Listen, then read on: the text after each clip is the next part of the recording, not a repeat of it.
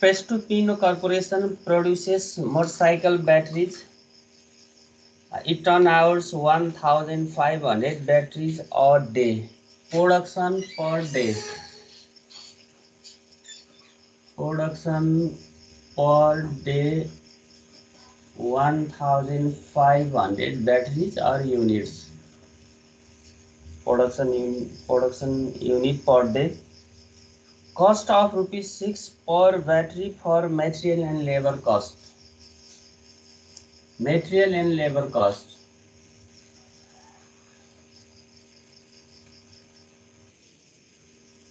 Labor cost ₹6 per unit. Per unit for labor and material cost. It takes the firm 22 days to cover raw material into a battery. To convert the raw material into the battery, it takes 22 days. It means inventory conversion period. Inventory conversion period is equal to 22 days. Full form लेखा है. Inventory conversion period 22 days. Prestopino always its customers 40 days in which to pay the batteries. If the company sell the battery, it collects the receivable within 40 days, or it allowed to customer 40 days the credit period. 40 day credit period will दिन्छ कस्टमरलाई. Receivable conversion period. Receivable conversion period is equal to 40 days.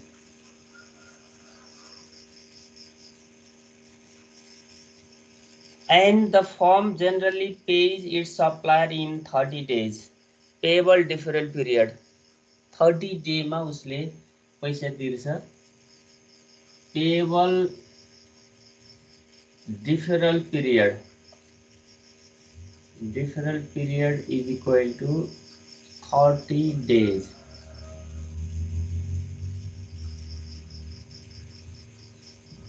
Yes. Now for question first A. What is the length of Prestopino's cash conversion cycle?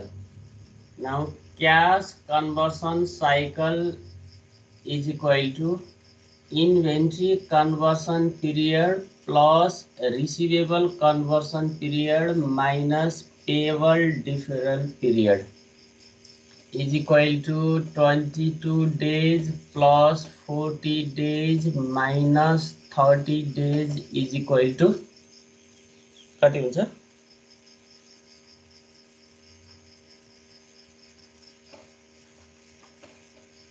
32 days.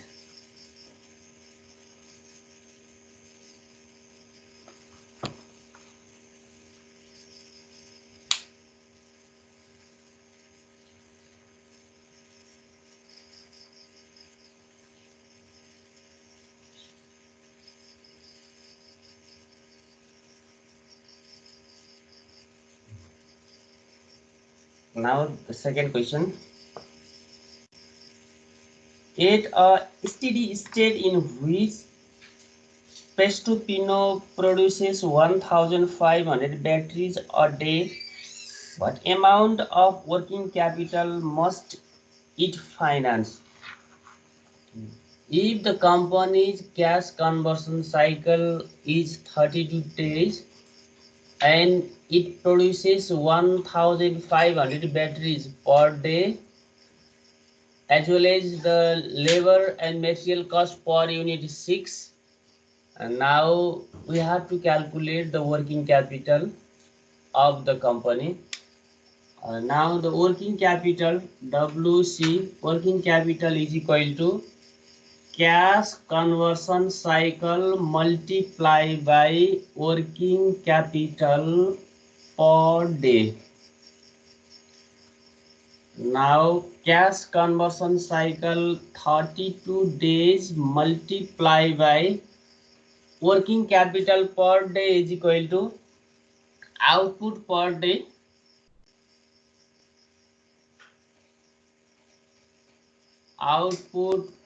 per day multiply by cost per unit.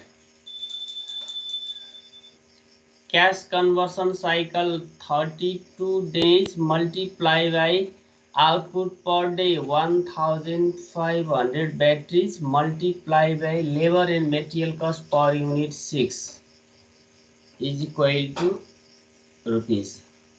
La total कति हुन्छ working capital of the company.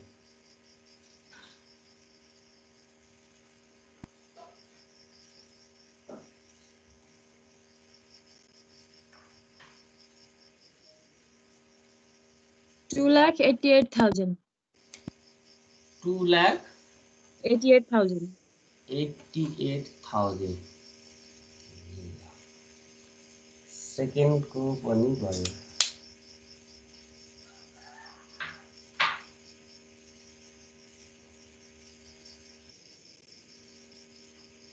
मेटाइदिए हुन्छ यो. हुन्छ sir.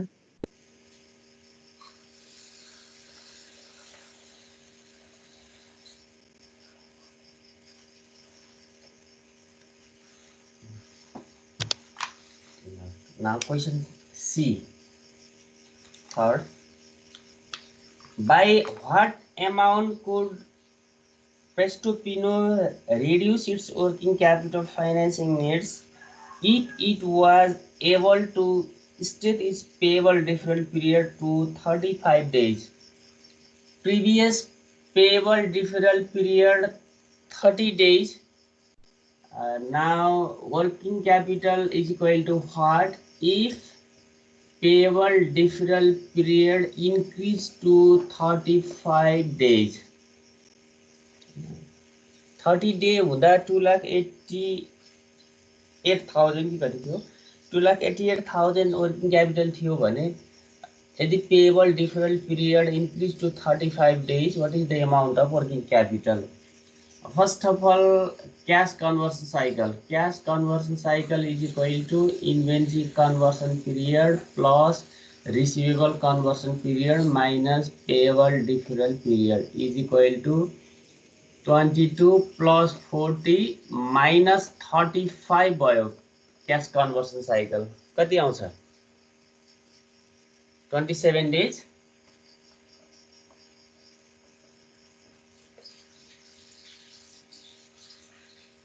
And working capital is equal to पहिलाको जस्तै भयो cash conversion cycle multiply by working capital per day. Cash conversion cycle 27 days, working capital per day, output per day 1500, cost 6 is equal to rupees.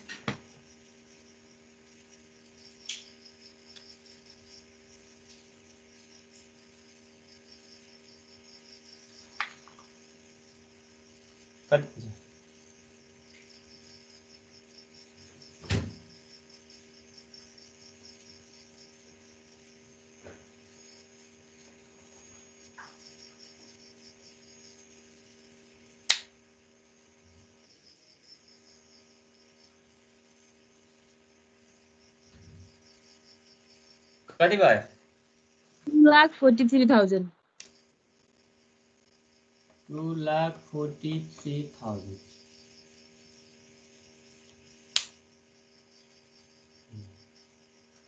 Now question D.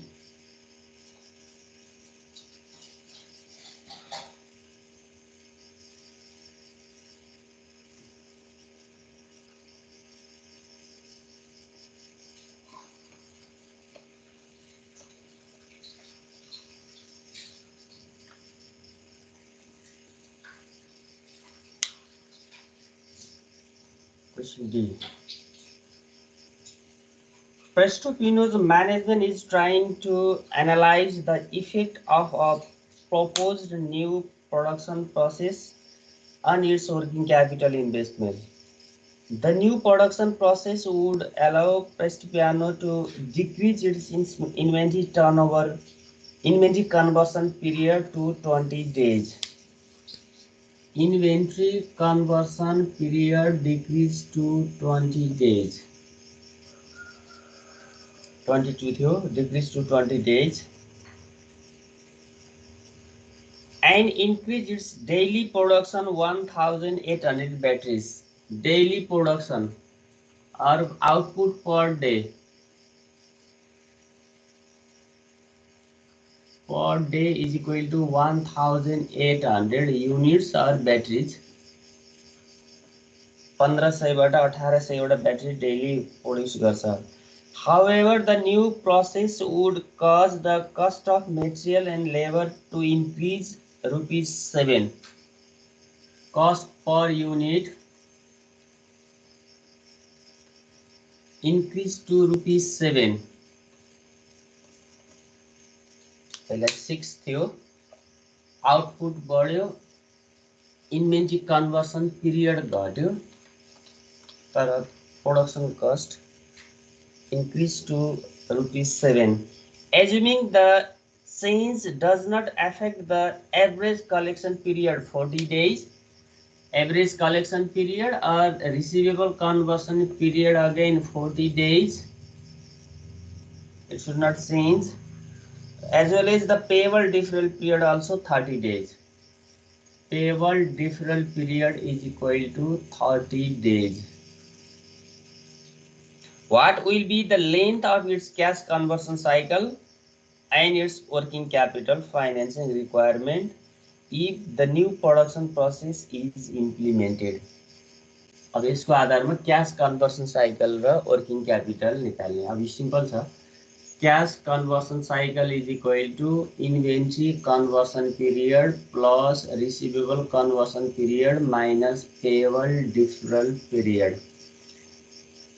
Inventory 20 days, 40 minus 30 is equal to 30 days नै भयो होला.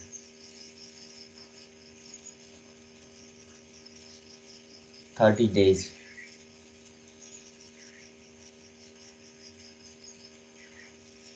Now working capital is equal to cash conversion cycle multiplied by working capital per day.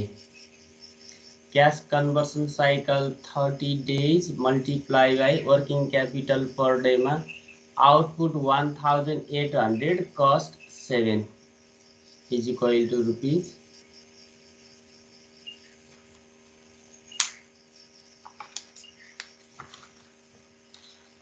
3,78,000. 3,78,000.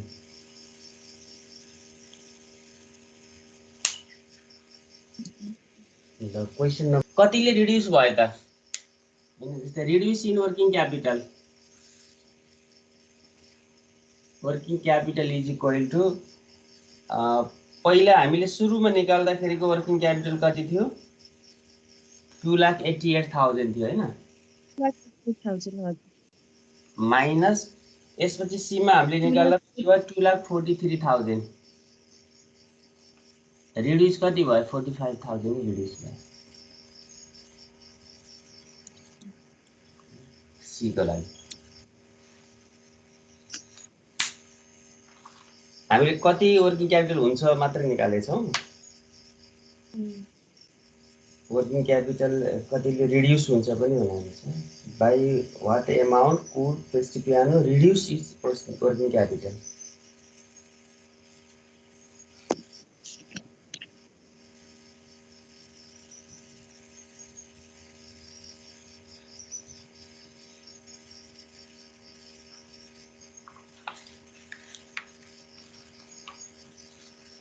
भयो? भयो sir.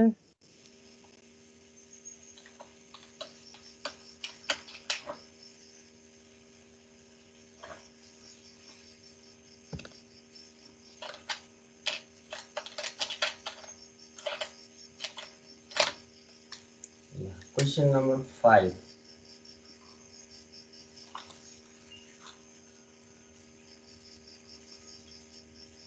Vistec Corporation is trying to determine the effect of its inventory turnover ratio and days sales outstanding on its cash flow cycle.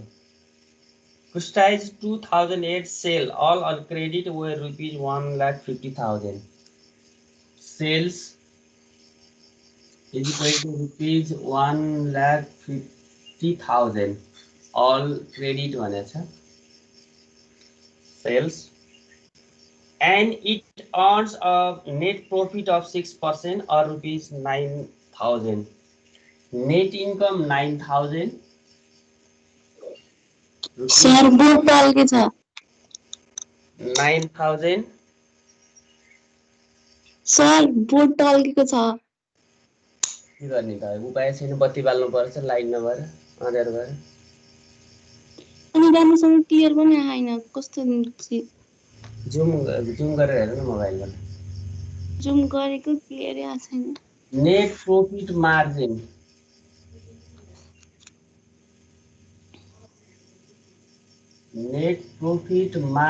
is equal to 6%. 6% net profit margin.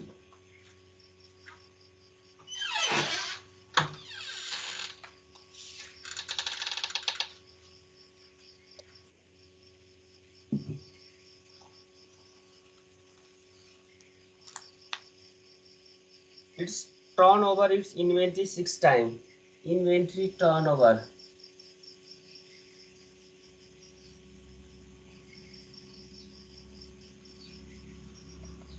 Six times.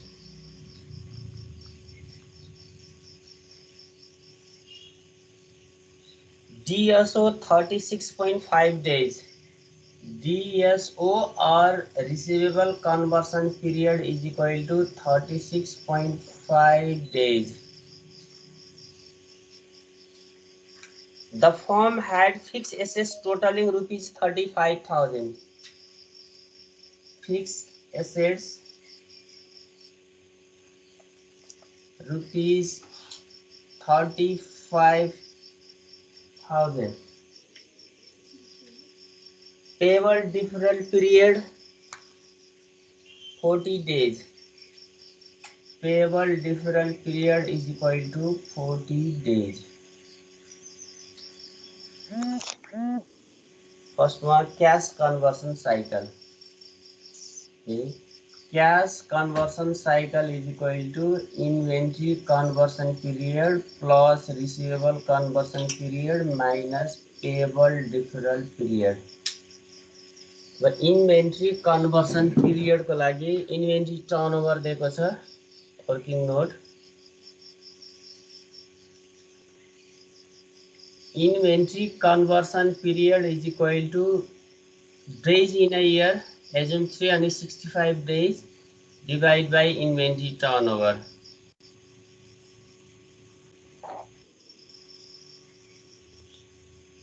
Days in a year 365, inventory turnover 6 times is equal to कति भयो inventory conversion period?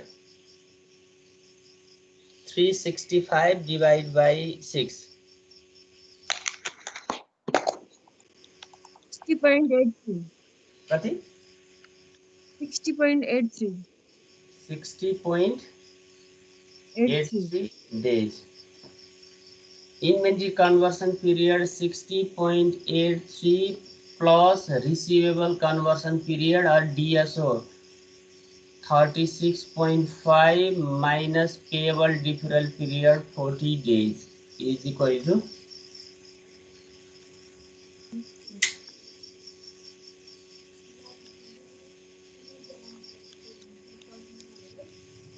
57.3. कति? 10.33. 57.33. 57.33 days.